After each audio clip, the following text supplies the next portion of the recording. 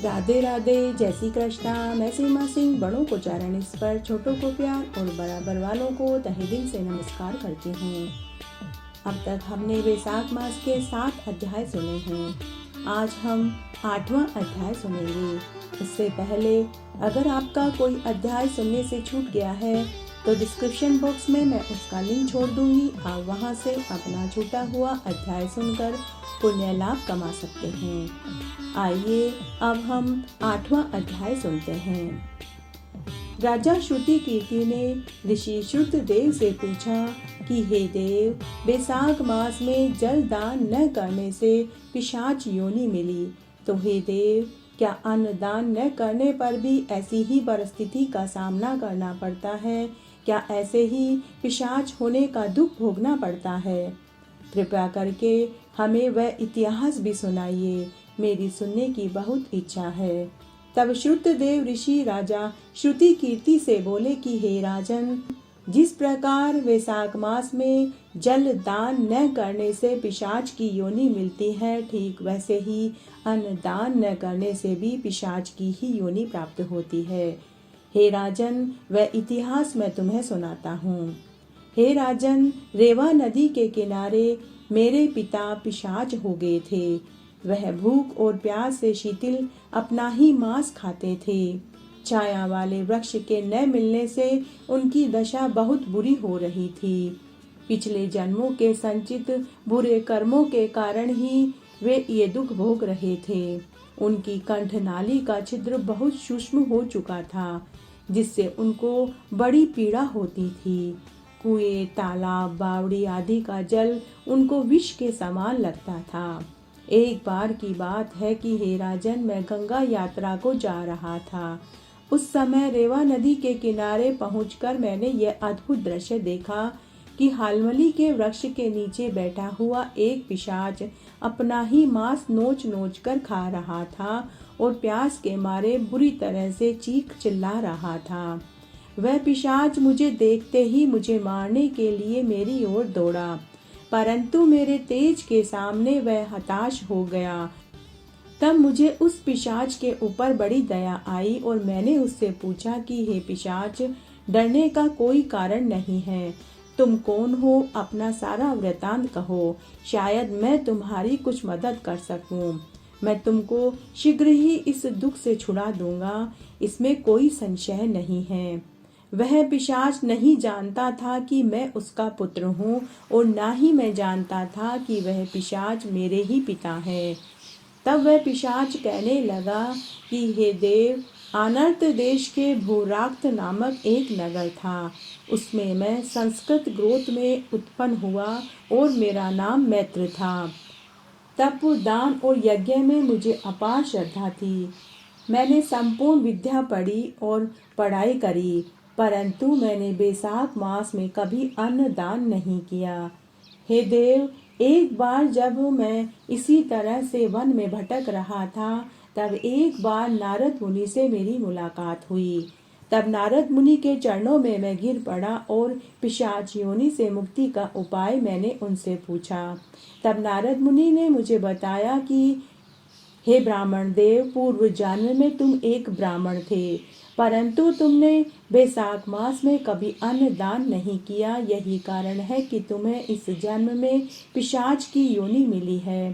तब मैंने नारद मुनि से पिशाच योनि से छुटकारा करने का उपाय पूछा। तब नारद मुनि ने कहा, अगर तुम्हारा पुत्र श्रुतदेव वैशाख मास में अन्न दान करे, तभी तुम्हें इस पिशाच योनि से मुक्ति मिलेगी।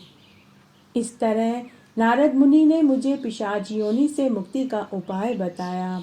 हे ऋषिवर, मेरे पुत्र का नाम श्रुतदेव है। वह एक विद्वान, पंडित और धर्मात्मा है। तुम उससे जाकर कहो कि तुम्हारा पिता पिशाच की योनि में दुख भोग रहा है। अगर तुम यह बात जाकर मेरे पुत्र से कहोगे तो वह तुरंत वैशाख मास में अन्न दान करके मुझे पिशाच की योनि से मुक्ति दिला देगा। तुम उससे जाकर कह देना कि तुम्हारा पिता वैशाख मास में अन्नदान न करने के कारण पिशाच योनि में पड़ा हुआ है और रेवा नदी के किनारे बैठा खुद ही का ही मांस नोच नोच कर खा रहा है। हे ऋषिवर, यह बात मैंने तुमसे कही, यदि तुम यह बात मेरे पुत्र से जाकर के कहोगे तो तुम्हारी बड़ी कृपा होगी, मैं इस पिशाच योनि से मुक्त हो जाऊंगा। तब श्रुतदेव आगे बोले कि हे राजन, जब मैंने अपने पिता की यह बात सुनी तो मुझे बहुत दुख हुआ और मैं रोता हुआ उनके चरणों में गिर पड़ा और कहने लगा कि हे पिताजी, मैं ही तुम्हारा पुत्र हूँ। देव योग से मैं यहाँ से जा रहा था। हे पिताजी, आप मुझको आज्ञा दीजिए, मैं वही कार्य करूँगा जिससे कि आपका यह दुख दूर हो जाए। तब मेरे पिता ने बड़ी प्रसन्नता के साथ कहा कि पुत्र, तुम यात्रा करके शीघ्र घर जाओ और मेष संक्रांति में स्नान करके भगवान विष्णु के निमित्त श्रेष्ठ ब्राह्मणों को अन्न दान करो, जिससे कि मुझे इस पिशाच की योनि से मुक्ति मिल जाए। तब मैंने अपने पिता जो पिशाच के रूप में थे उनको चरण स्पर्श किया और उसी समय तीर्थ यात्रा करके अपने घर आया और घर आकर बैसाख मास में अन्न दान किया। तब मेरे पिता पिशाच योनि से मुक्त हो गए और मुझको आशीर्वाद देते हुए दिव्य विमान में बैठकर बैकुंठ लोक को चले गए। हे राजन, मैंने तुमसे यह सारा वृतांत कह सुनाया।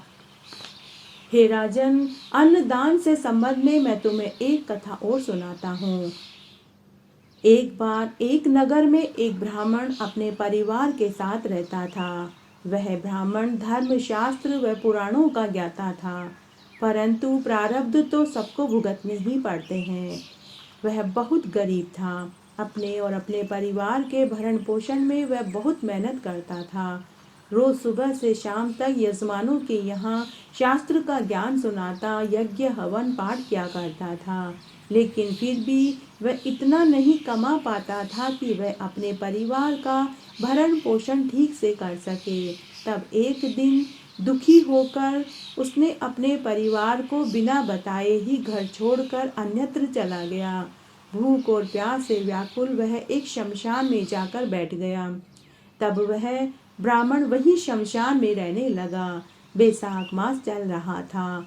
वहां मुर्दा जलाने के लिए आने वाले लोग जब बलि चढ़ाते तब वह ब्राह्मण उस बलि में से भोजन का आधा हिस्सा पहले कौवों को और पक्षियों को खिलाता था, बाद में खुद खाता था।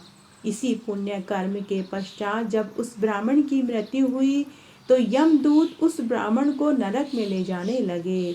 तब विष्णुगण देव विमान लेकर स्वर्ग से वहां पहुंचे और यमदूतों को हटाकर उस ब्राह्मण को जैसे ही विष्णुगणों ने छुआ तो वह ब्राह्मण दिव्य देह धारण करके सुंदर वस्त्र और आभूषणों से अलंकृत हो गया।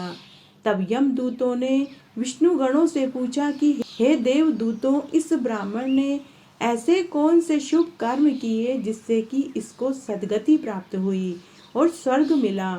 तब देवगण यमदूतों से बोले कि इस ब्राह्मण ने पूरे बैसाख मास में कौवों व पक्षियों को अन्न खिलाया, इसी से इसको सद्गति मिली है और यह स्वर्ग का अधिकारी बन गया। हे राजन, अन्नदान कन्यादान करने जितना फल देता है। हे राजन, मैंने तुमसे धर्म का यह सारभूत कहा, अब तुम्हारी और सुनने की क्या इच्छा है? अब तुम और क्या सुनना चाहते हो मुझे बताओ, मैं तुम्हें वही शास्त्रोक्त बात बताऊंगा जिससे कि तुम्हें ज्ञान प्राप्त हो और बैसाख का तुम्हें उचित फल मिले। इस प्रकार आज मैंने आपको बैसाख मास के महात्म्य का 8वां अध्याय सुनाया। मेरे साथ बने रहने के लिए आपका धन्यवाद। आगे के महात्म्य के लिए भी आप इसी तरह मेरे साथ बने रहें। धन्यवाद।